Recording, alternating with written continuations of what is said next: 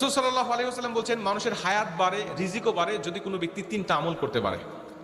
আমরা জানি হায়াতও সীমাবদ্ধ, রিজিকও সীমাবদ্ধ, কিন্তু নবীজি বলছে এই কাজগুলো করলে তার হায়াত অটোমেটিক আল্লাহ পাক বাড়ায় দেয়, রিজিকও আল্লাহ পাক বাড়ায় দেয়।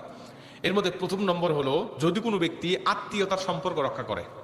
আত্মীয়তার সম্পর্ক কি?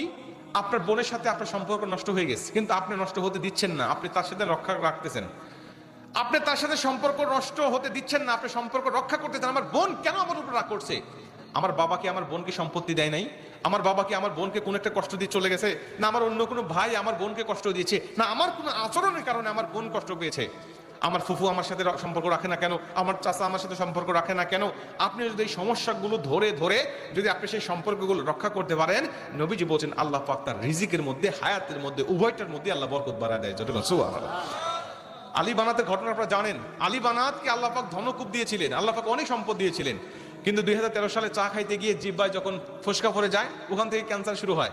ডাক্তার বলেছিল তুমি আর 3 মাস বাঁচবে, তোমার সম্পদ যা আছে সব কি করো, বিলায় দাও, ভালো মন্দ যা খাওয়ার দরকার খাও, আত্মীয়দের সাথে যা ভুল করছো মাফটাফ নাও, আর এই 3 মাস পরে তুমি মরণের জন্য অপেক্ষা করো। আলী বানাত বললেন মরবই যখন, বাঁচবই না যখন, তাহলে মানুষের সাথে গন্ডগোল করে লাভ কি?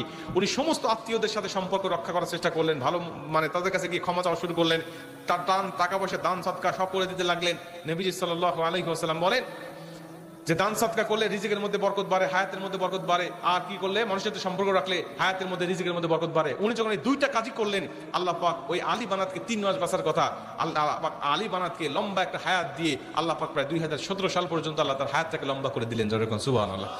তার মানে রিজিক বাড়ে, হায়াত বাড়ে মানুষের সাথে আত্মীয়তার সম্পর্ক রক্ষা করলে। 2 নম্বর হলো দান সদকা করলে। উনি দান সদকা করেছিলেন, এই জন্য রিজিক বেড়ে গিয়েছে, হায়াতও বেড়ে গিয়েছে, আল্লাহ পাক তাকে হায়াতের মধ্যে বরকত দিয়ে দিয়েছে। বলতে পারেন হুজুর রিজিক কেমনে বাড়ে, হায়াত কেমনে বাড়ে, এটা তো সীমাবদ্ধ।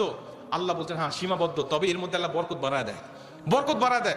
লাখ টাকা ইনকাম করবেন, যদি ওর মধ্যে বরকত না থাকে, আপনি লাখ টাকাও মাস শেষে খাওয়ার পরে আপনাকে আরো ঋণ করতে হবে। কিন্তু 10,000 টাকার মধ্যে যদি বরকত থাকে, 10,000 টাকাও খাওয়ার পরে আপনার আরো মাস শেষে 2,000 টাকা 3,000 টাকা আপনি সঞ্চয় করতে পারবেন। কথা কোন ঠিক কি না?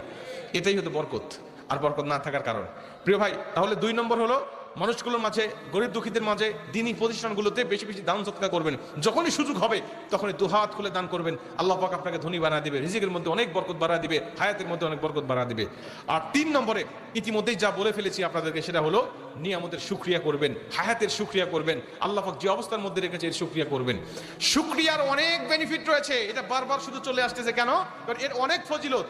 আপনারা বেশি বেশি আল্লাহর শুকরিয়া করবেন যে আল্লাহ আমাকে যেটুকু চাকরি দিয়েছেন, আমি 10,000 টাকা বেতনে চাকরি করতেছি। অনেক মানুষ আছে এই 10,000 চাকরির জন্য অত হন্য হয়ে খুঁজতেছে, পায়ের তলার স্যান্ডেল ক্ষয় করে ফেলতেছে, কিন্তু 10,000 টাকার চাকরি পাচ্ছে না। আল্লাহ তুমি তো আমাকে এটা দিয়েছো,